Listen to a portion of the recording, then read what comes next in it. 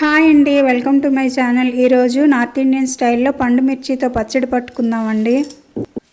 ఇది చాలా ఈజీగా సింపుల్గా జస్ట్ 10 నిమిషాల్లో అయిపోతుందండి. పెరుగన్నంతో కానీ పప్పన్నంతో కానీ సైడ్ డిష్గా కానీ రోటీతో కూడా చాలా బాగుంటుంది. మార్కెట్ నుంచి పండు మిరపకాయలు తెచ్చుకొని శుభ్రంగా కడిగేసి తడి లేకుండా ఎండబెట్టుకోవాలండి. ఎండలోనే పెట్టాలని ఏం లేదు, ఫ్యాన్ కింద అయినా పెట్టుకోవచ్చు, కాకపోతే తడి ఉండకూడదు. పెద్ద మిరపకాయలు కూడా ఉన్నాయండి మార్కెట్లో, కానీ నేనైతే చిన్న మిరపకాయలు తెచ్చుకున్నాను. మనం పెరుగన్నం తినేదే చాలా తక్కువ కదా, పెద్ద మిరపకాయలు అయితే ఒకటి మిగిలిపోతుందని చిన్న వెంచి తెచ్చుకున్నాను. మిరపకాయలకి ముచ్చుకలు ఉంటే తినేటప్పుడు అది పట్టుకొని తినడానికి బాగుంటుందని ముచ్చుకలు తీయకుండానే ఉంచానండి. కడిగి ఆరబెట్టుకున్న మిరపకాయలకి గంటు పెట్టి మధ్యలో ఉన్న గింజలన్నీ ఇలా తీసేయాలండి. ఈ గింజలు అస్సలు కారం ఉండదండి, మిరపకాయల్లో మసాలా నింపాలి కదా, అందుకని ఖాళీ చేస్తున్నాను. ఈ గింజలు కూడా మసాలాలో కలిపేస్తానండి. మిరపకాయ గంటు పెట్టి వెనక్కి తిప్పి కాస్త తట్టినట్లయితే లోపల ఉన్న గింజలన్నీ పడిపోతాయండి.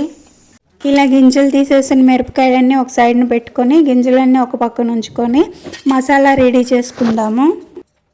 నేనైతే 300 గ్రాముల మిరపకాయలు తెచ్చుకున్నానండి. దీనికి మసాలాకి ఒక బాండీ పెట్టుకొని 2 స్పూన్లు సోంపు వేసుకున్నానండి. మనం తింటాం కదా ఆ సోపు అన్నమాట. 1 టీ స్పూన్ మెంతులు, 1 టీ స్పూన్ జీలకర్ర, 1 టీ స్పూన్ ఆవాలు, 1/4 టీ స్పూన్ మిరియాలు, 1/4 టీ స్పూన్ వాము వేసుకొని మాయిశ్చర్ పోయే వరకు వేయించుకోవాలండి. ఎక్కువ వేయకూడదండి, జస్ట్ ఆ తడిపోయే వరకే వేపుకోవాలి. వీటన్నిటిని మిక్సీ జార్లో వేసి కొంచెం బరగ్గా మిక్సీ పట్టుకోవాలండి, మెత్తగా ఉండకూడదు. ఇప్పుడు దీంట్లో 1/4 టీ స్పూన్ పసుపు, 2 స్పూన్లు ఆమ్చూర్ పౌడరు, 1 స్పూన్ ఉప్పు, 1/4 teaspoon black salt, 1/2 teaspoon కారము వేసుకొని ఇందాక మిరపకాయల్లో తీసుకున్న గింజలు ఉన్నాయి కదా అవి కూడా ఇందులో వేసుకొని శుభ్రంగా కలిపేసుకొని 1 టీ స్పూన్ ఆవ నూనె వేసి కలుపుకోవాలండి. ముద్దగా అవ్వకూడదు, కొంచెం పొడిగానే ఉండాలి. ఇదిగోండి మసాలా ఈ విధంగా ఉండాలండి. ఈ మసాలాని ఇందాక మనం ఘాట్లు పెట్టుకున్న మిరపకాయల్లో ఫిల్ చేసుకోవాలి. ఇదిగోండి ఇలా ఫిల్ చేసుకున్న తర్వాత నాకు ఈ మాత్రం మసాలా అయితే మిగిలిందండి.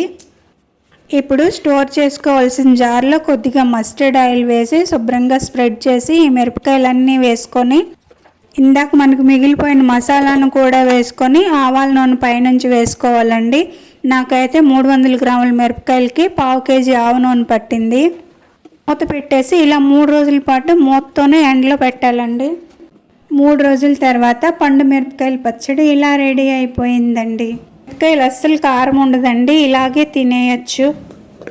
వీడియో ఎలా ఉందో కామెంట్ చేసి చెప్పండి. నచ్చితే లైక్ చేసి షేర్ చేయండి.